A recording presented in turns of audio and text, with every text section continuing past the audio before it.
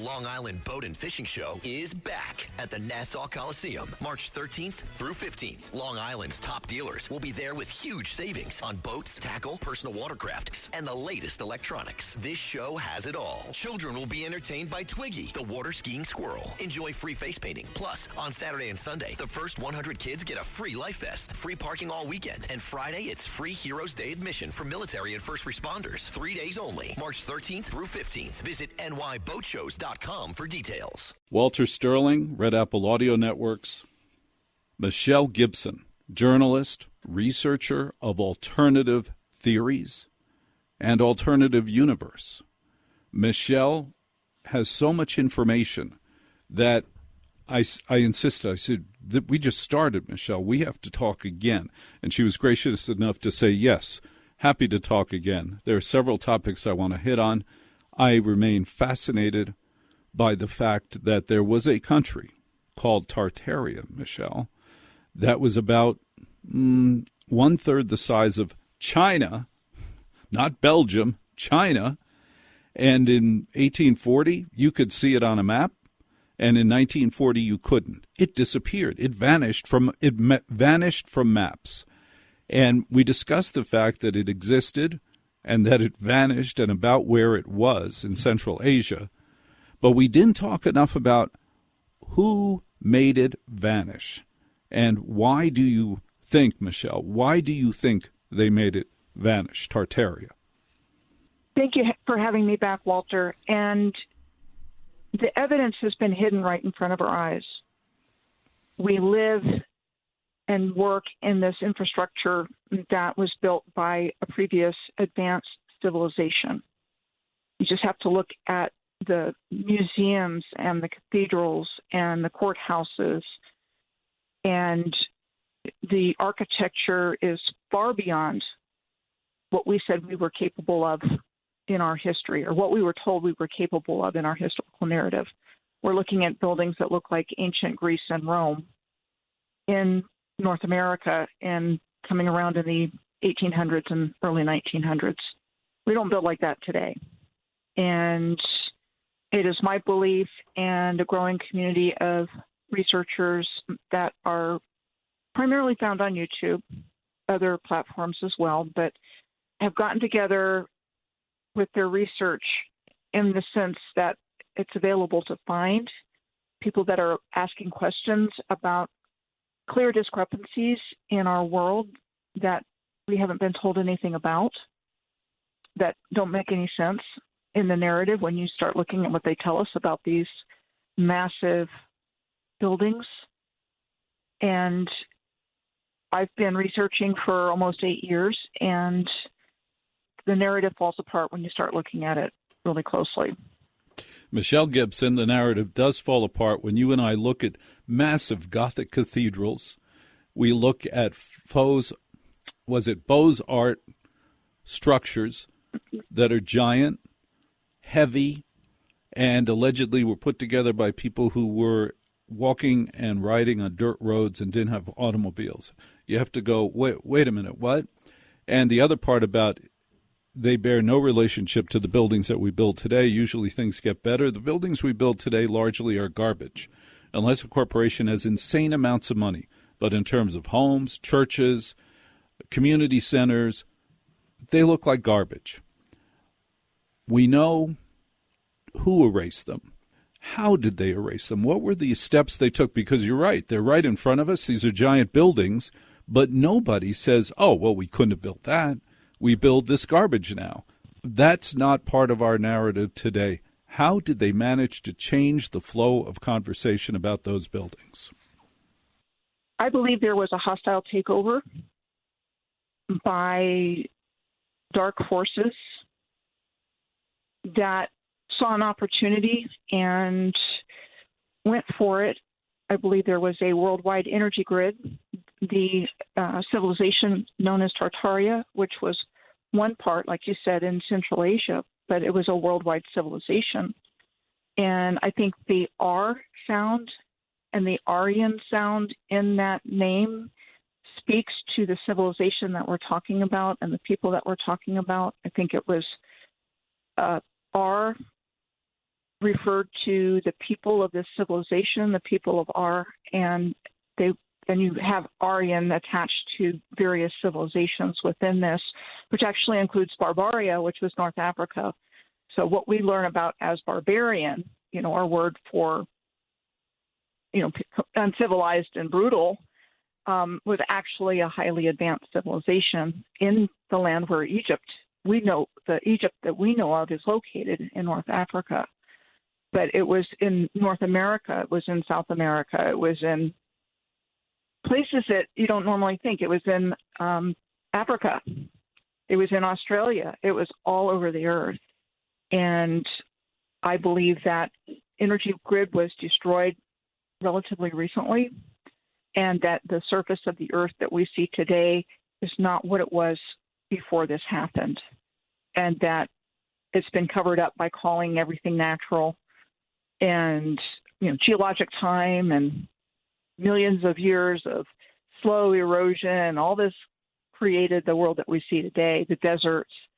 And I think this energy grid was destroyed and created that effect of destroying the landscape and giving us swamps and bogs and deserts and dunes. And we have no idea.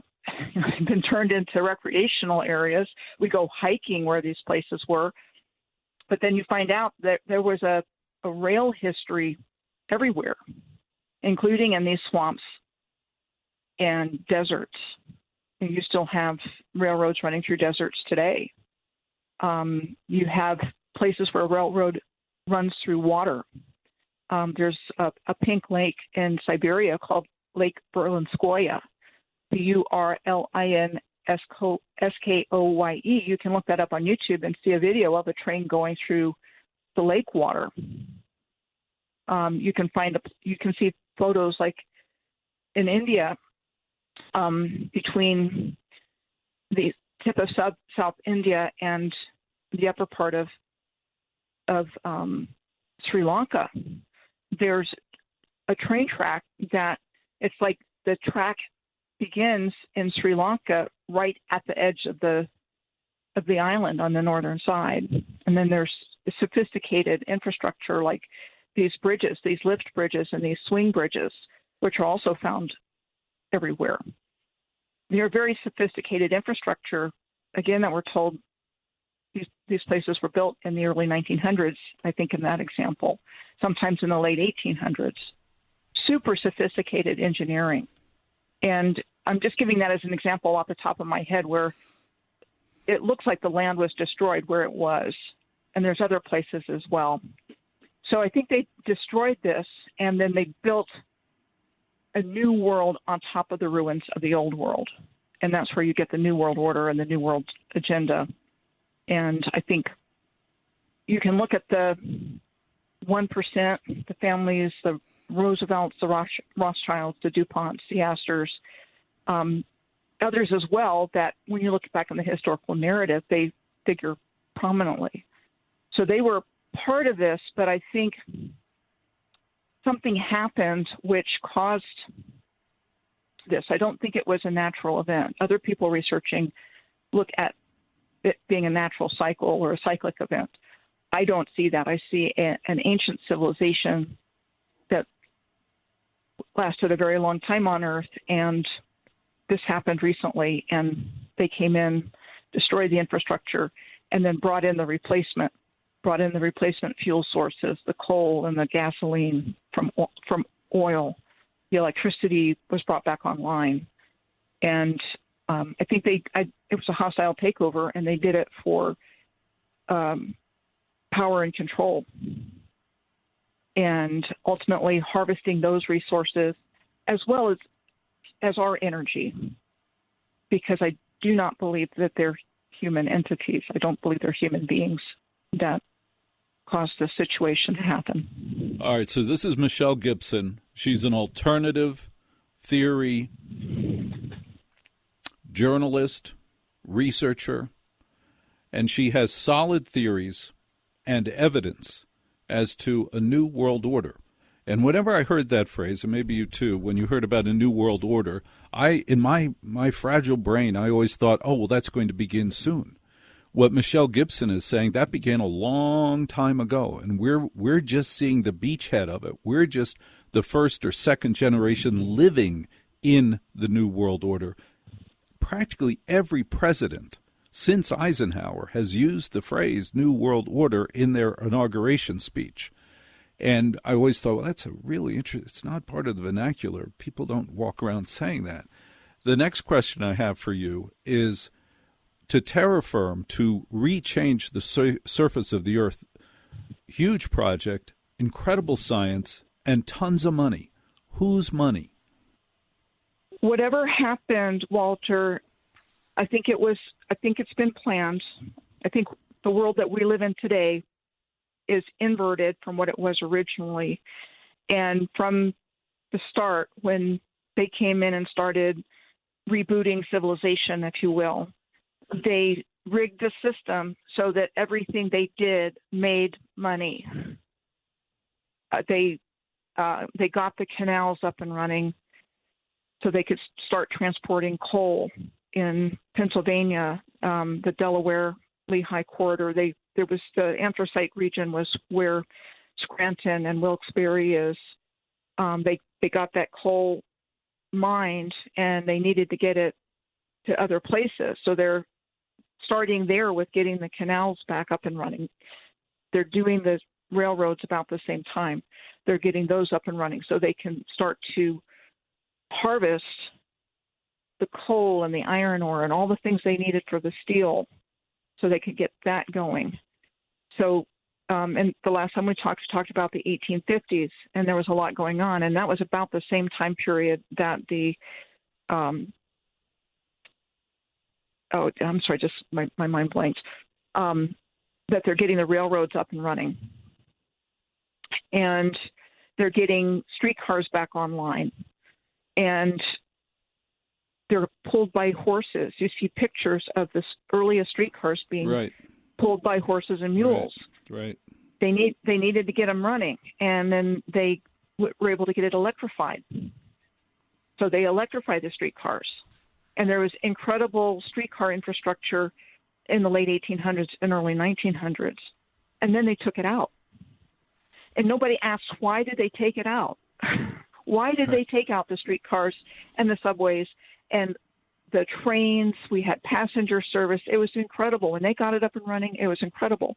But in that same time period, they were striking oil, again in Pennsylvania, Titusville, Pennsylvania, in the United States. It was Sarnia in Ontario, where the earliest oil was discovered, and they started to process that. They developed the refining techniques to get gas and kerosene. And then Henry Ford comes in with an affordable car. So they get the mass transportation replaced by cars and buses. And they took out the rail infrastructure as soon as they didn't need it anymore. So what's left is primarily for freight as far as railroad goes. Excursion trains, you might have historical things you can take a trip on and relive the past. And, again, this was all over. So it was taken out of most places. And we don't ask the question, why did they take it out in the first place? It was already here. The answer why is oil and coal, right? Which goes back to the money. It was a replacement fuel source. So how did they get all this money? That was part of it.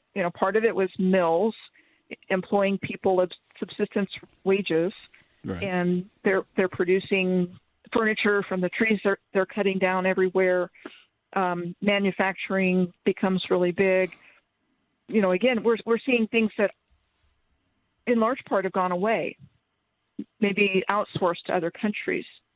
And so, but it was big. It was big in the late 19th century on through, let's say, middle to the end of the 20th century. And so much of that has been outsourced. So they're creating a new economy that they're making money hand over fist. And people don't, we don't know any better. I'm one generation from working in a mill. if I, had I been That's right. born to the same parents of my mother's cousins worked in a blanket mill in North Carolina. Right. So we all have stories about family that worked in these work settings, factories and so forth. And the big money was made way up the chain, just as an example. Michelle Gibson, you and I are talking to Michelle Gibson, an expert on alternative theories of our history. Now I'm going to shift this dramatically. One of the big theories and one of the big conversations today that is the result of the Epstein files, which probably should correctly be called the pedophiles. And Michelle, a lot of what's coming out is this annoying theory that the elites, the people with incredible wealth, that in fact pull the strings on all of our cultures, may also have a predilection for cannibalism.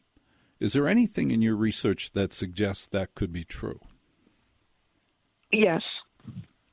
And not only in my research, but anybody that's been following alternative sources of information for any length of time.